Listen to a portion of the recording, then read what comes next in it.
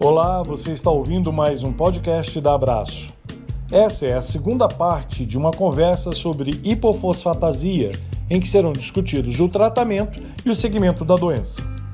A endocrinologista doutora Bárbara Campolina Carvalho Silva, que atua no Hospital Felício Roxo e na Santa Casa de Belo Horizonte, também membro da Abraço, conversa com o endocrinologista pediatra Dr. Luiz Cláudio Castro, outro membro da Abraço e professor do Departamento de Pediatria da Universidade de Brasília. Ouça mais este bate-papo com quem é referência no assunto. E aí, Luiz, entrando aí nessa seara do tratamento, né, você falou que após a confirmação, né, assim, né, que a gente tem certeza que é a doença, a gente sabe que hoje existe um tratamento específico, né, para HPP. E aí eu queria que se você pudesse comentar um pouquinho sobre esse tratamento, quando ele deve ser indicado, e aí se você quiser já emendar aí e falar para a gente com relação a esse outro ponto que você começou a dizer sobre o uso de suplemento, né, vitamínico e mineral, o que deve ser evitado, as orientações mesmo, né, para além desse tratamento específico. Vamos lá, vamos sim, são pontos importantes, né? Até algum tempo atrás, a gente conseguia tratar só os sintomas e as complicações das crianças, adolescentes e adultos com HPP. Naquelas formas mais graves e precoces, a criança ela apresentava hipercalcemia e aí você teria que fazer restrição de cálcio na dieta, né? Ou seja, é uma das poucas situações em pediatria em que a gente retira o aleitamento materno e você dá uma fórmula sem cálcio ou com baixo teor de cálcio para não piorar a hipercalcemia, hipercalciúria e nefrocalcinose. Aquelas crianças que tinham crises convulsivas refratárias aos anticonvulsivantes habituais, o tratamento ele é feito com a administração de vitamina B6, porque como a vitamina B6 ela tem que ser desfosforilada para entrar no sistema nervoso central e lá dentro ela é fosforilada de novo para participar da síntese de neurotransmissores, como você tem uma fosfatase em concentrações muito baixas, você não desfosforila e ela não entra dentro do sistema nervoso central. Consequentemente, essas crianças tinham limiar convulsivos muito baixos. Então, você dá a vitamina B6, que ela vem desfosforilada, entra no sistema nervoso central, lá dentro ela é fosforilada, e ela participa da síntese de neurotransmissores que elevam o limiar convulsivo. E o suporte respiratório, né? Muitas vezes intubação orotraqueal, essas crianças precisavam de respirador ou de traqueostomia para que elas pudessem sobreviver, já que o tórax ele estava colabado por conta de uma caixa torácica hipomineralizada. E algumas crianças também iam para a cirurgia de descompressão da crâniosinostose, porque isso levava a um aumento muito grande da pressão intracraniana com as suas consequências. Mas todos esses tratamentos de sintomas e de complicações. E agora, já há algum tempo, nós temos uma terapêutica farmacológica que vai direto na fisiopatologia da doença. É a reposição daquilo que falta. Falta fosfatase alcalina. Então, o tratamento ele é feito com a reposição de fosfatase alcalina recombinante, chamada de asfotase alfa. A asfotase alfa ela é uma fosfatase alcalina DNA recombinante, feita por engenharia genética, e ela é administrada para o paciente por via subcutânea. A dose é de 6 miligramas por quilo de peso por semana, e ela pode ser feita 1 miligrama por quilo 6 vezes por semana, ou 2 miligramas por quilo 3 vezes por semana. E essa aplicação é feita naqueles mesmos locais que a gente aplica as medicações subcutâneas, como, por exemplo, a insulina. E nós temos uma melhora muito importante do paciente com o tratamento com a alfa-asfotase, né? A gente observa melhora das dores crônicas, do equilíbrio, da fraqueza muscular, e os pacientes, alguns que têm dificuldade de deambular, eles passam a deambular. Nas radiografias, a gente observa o osso sendo construído muitas vezes, você mostra a massa óssea sendo feita. Então, a gente consegue ver a mineralização óssea eficaz acontecendo. E a gente faz o acompanhamento bioquímico e radiológico periódico dos pacientes, avaliando as concentrações de cálcio, de fósforo, de PTH, avaliando do ponto de vista de imagem ossos longos e as placas de crescimento, para ver como elas estão sendo formadas, ultrassonografia de rins e vias urinárias, para observar se há ou não nefrocalcinose ou melhora do padrão anterior que esses pacientes apresentavam. E, junto com isso, a gente tem que ter alguns cuidados, como você lembrou, em relação à dieta, uso de suplementos. Lembrar que a dieta desses pacientes deve ser balanceada, equilibrada, evitar o uso de bebidas carbonatadas e gaseificadas, porque esses gases, principalmente o ácido, o ácido fosfórico que eles utilizam para gás, ele descalcifica o osso do paciente. Evitar o excesso de peso, porque o excesso de peso é inflamatório e também aumenta, né, o processo de osteoclastogênese e de reabsorção óssea. Em relação aos suplementos vitamínicos, como a gente conversou, eles não devem receber suplemento de vitamina D nem de cálcio, porque o cálcio já está elevado e se você suplementa com vitamina D, você vai aumentar a absorção intestinal de cálcio e pode piorar a calcemia do paciente e levando à piora das lesões renais. Em relação à atividade física, é importante de ser feita, mas com cuidado. Então, são pacientes que têm uma fragilidade óssea evidente, então evitar atividades de grande impacto, atividades de contato pelo risco de fratura, mas não é deixar o paciente sedentário de modo algum. A atividade física é importante para o desenvolvimento muscular, desenvolvimento ósseo e para a socialização da criança também. E a gente não pode esquecer de fazer um acompanhamento bem próximo com a equipe da odonto para esses pacientes, para assegurar a saúde da cavidade oral, já que ela é mais vulnerável pela perda de dente, pelas alterações no osso alveolar, que predispõe a fissuras, abscessos, né? E pelo risco de cáries que eles também apresentam. Então, esses são os cuidados gerais que a gente mantém com o paciente, mesmo em vigência do tratamento novo, que é a fosfatase alcalina recombinante, a alfa-asfotase. Joia, obrigada, isso ficou muito claro. E, assim, com relação ao segmento, tem algum exame que a gente precisa fazer nesses pacientes que estão em tratamento com asfotase alfa? Como que a gente vai seguir esses pacientes clinicamente e também do ponto de vista laboratorial? É importante que a gente faça avaliações clínicas e laboratoriais periódicas nesses pacientes, alguns exames de imagem também. A fosfatase alcalina, na verdade, lembrar que ela fica muito alta, porque a gente está administrando o paciente a própria fosfatase alcalina. Então, a gente só ter cuidado para não assustar com o valor que às vezes ela vem. Tá? Mas acompanhar cálcio, fósforo, calciúria e fosfatúria, para a gente não deixar passar situações de hipercalcemia, que a gente às vezes tem que fazer redução na dose do paciente. Fazer ultrassonografia de rins e vias urinárias, para a gente também ter tranquilidade de que não ocorre uma piora da hipercalciúria, da nefrocalcinose. Exames oftalmológicos, para a gente também ter tranquilidade de que o paciente não apresenta calcificações no globo ocular. Então, a gente precisa da presença do oftalmo nessa equipe multidisciplinar que acompanha o paciente. E, claro, vários outros profissionais, como fisioterapeuta, para trabalhar toda a parte de movimento do paciente, os profissionais da terapia ocupacional, que vão mostrar como o paciente se insere em todo esse contexto dele, da família e da sociedade. Então, ele trabalha com a inserção do paciente nas suas atividades acadêmicas, nas atividades profissionais, no caso de adultos, né? Nós precisamos do nutricionista, do dentista e, muitas vezes, do profissional de saúde mental, porque o paciente ele enfrenta uma série de desafios no seu dia a dia.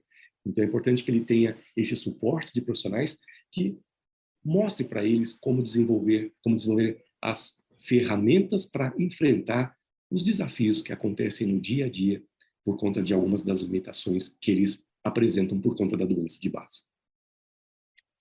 E, assim, por último, é uma pergunta mais, talvez, difícil mesmo, porque... mas eu acho que é interessante e importante a gente falar disso, é assim, né, a investigação dos familiares e principalmente, né, se a gente tem um paciente aí que está chegando ali na adolescência, se a gente deve conversar sobre aconselhamento genético, quando que isso deve ser conversado, se isso deve ser de fato abordado, né, porque como esses pacientes a gente melhora a qualidade de vida deles e realmente, né, eles vão avançando aí na vida, como que a gente deveria abordar isso? São pontos muito importantes, Bárbara, sem dúvida. Na verdade, a gente está diante de um paciente com uma doença genética. Uma doença que, mesmo que você partilhe a mesma mutação entre os membros de uma família, as manifestações elas podem ser variáveis. na intensidade, no tipo e no momento em que ela apresenta. Por isso que, tendo um paciente com HPP, é importante que os outros membros daquela família, eles sejam investigados, mesmo que seja do ponto de vista bioquímico. Então, uma criança, um adolescente, um adulto que recebe esse diagnóstico, é muito importante que os familiares, principalmente os familiares diretos, irmãos, pais, aquela família mais próxima, eles também tenham uma avaliação bioquímica mais ampla. Cálcio, fósforo, a fosfatase alcalina, não esquecendo nunca de ajustar para a idade e sexo a fosfatase alcalina, e PTH, e avaliar a calciúria, fosfatúria, pra gente, é como se a gente estivesse fazendo um heredograma bioquímico daquela família, para detectar pessoas que possam ter aquelas alterações, mas não manifestaram a clínica ainda. As alterações são bioquímicas. Então, isso é importante. No caso de ter alguém na família com clínica que sugira a HPP, aquele paciente que teve fraturas inexplicadas, pacientes que têm dor óssea crônica, que apresentaram nefrocalcinose, perda precoce de dentes, também é importante que eles sejam avaliados. E se você tiver naquela família pessoas que não tenham qualquer clínica, né, também nelas é importante realizar uma investigação bioquímica, porque lembra que a doença pode se manifestar em diferentes épocas da vida. Então, às vezes você tem uma criança que o diagnóstico é feito aos 10 anos de idade, mas ele tem um irmão de 5, e pode ser que aquele irmão tenha uma manifestação mais precoce. Então, avaliar a bioquímica daquele irmão é importante. Nos pais, porque pode ser que os pais venham a apresentar a doença na forma adulta, e ela se manifeste aos 40, 50, 60 anos. Então, um indivíduo afetado, é importante que a família próxima ela seja avaliada, pelo menos do ponto de vista bioquímico. Claro, o ideal seria que a gente tivesse mais acesso a exames genéticos e aquele núcleo familiar mais próximo, a gente também tivesse a disponibilidade de fazer o exame genético, né? Mas não sendo possível, pelo menos a avaliação bioquímica é importante que ela seja feita nesses familiares para que a gente possa avaliá-los de próximo e a gente pode fazer detecção antes de que a doença ela se manifeste, né? Então, eu vejo como importante essa investigação familiar, no mínimo bioquímica, se puder ser genética, melhor ainda, porque a gente tem mais controle do que pode acontecer ao longo dos próximos anos, no caso de familiares assintomáticos. E quando você fala de aconselhamento genético, esse é outro ponto muito importante. Lembrar, pessoal, que aconselhamento genético não se restringe a conversar com pacientes sobre o padrão de herança, se é autossômica recessiva, autossômica dominante, o risco de recorrência. Aconselhamento genético é muito mais amplo do que isso. Na verdade, o geneticista que faz o aconselhamento genético, ele conversa, ele auxilia a família a compreender todos os fatos médicos que estão envolvidos na doença, as condutas disponíveis para o paciente e para o grau de complexidade ou de gravidade que ele apresenta. O geneticista auxilia o paciente e a família a entender as alternativas que eles podem utilizar em relação ao risco de recorrência, né? E como trabalhar em cima disso. Eles auxiliam na escolha sobre o tipo de ação para evitar aquela recorrência, se aquele casal não vai ter mais filho, ou se eles querem tentar a si mesmo e fazer avaliações genéticas durante a gestação.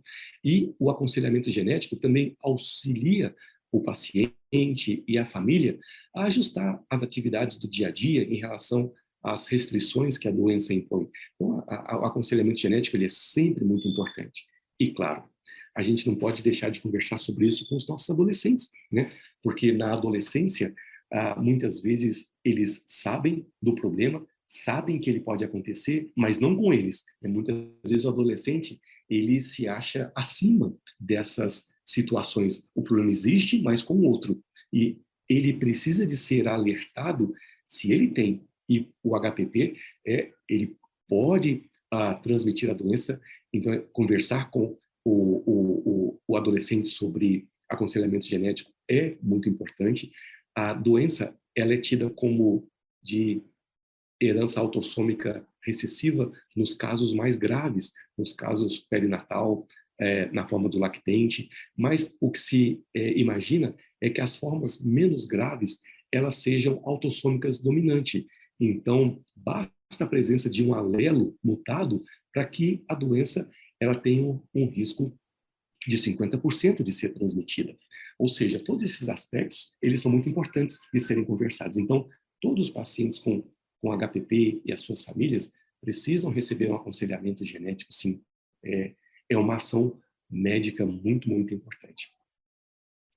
Nossa, Luiz, excelente. Eu sempre aprendo muito com você. Acho que todo mundo que puder escutar isso vai ser realmente muito proveitoso. E queria agradecer demais sua presença, agradecer a Abraço, né, pelo convite para falar desse, né, aqui para moderar você, essa fala, né, falando dessa doença que é importante que seja reconhecida e que tem tratamento, e que realmente, como ela é rara, a gente às vezes esquece dela, mas é importante a gente deixá-la aí no radar mesmo. Muito obrigada, viu? Eu que agradeço, Bárbara, pelo convite, estar aqui com você, a gente trocar ideias, e essa mensagem que você coloca aí, realmente ela é muito importante. A gente está diante de uma doença rara, mas a raridade existe. E às vezes a gente pode não ter a formação para diagnosticar, acompanhar o paciente com uma doença rara, mas se a gente suspeitar, já faz toda a diferença. Só que para suspeitar, a gente tem que saber que ela existe, ou pelo menos saber aquela variabilidade que existe do normal. E se a gente suspeitar e souber para quem encaminhar, para que aquele colega ele possa dar continuidade nos processos de investigação, de diagnóstico e de tratamento, a gente muda a história daquela criança, daquele adolescente, daquele adulto e daquela família, né? Então, a doença rara, ela pode aparecer a qualquer momento. O paciente com doença rara pode passar perto da gente a qualquer momento. E entre elas tem a HPP, né? E lembrar, para a gente pensar nela, a gente tem esse cortejo clínico que a gente conversou e a dosagem de fosfatase alcalina, que deve ser ajustada para a idade e para o sexo, e eu tenho valores limites inferiores também, e abaixo desses valores eu estou diante de uma hiperfosfatasemia. E dentre as causas de hiperfosfatasemia, a gente tem a hipofosfatasia, HPP, que nós temos um tratamento com reposição enzimática que já é realidade.